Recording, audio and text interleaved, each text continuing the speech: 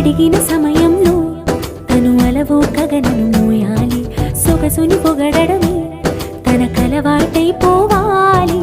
పనులను పంచుకుని మనసుంటే ఇంకేం కావాలి. అలకని తెలుసు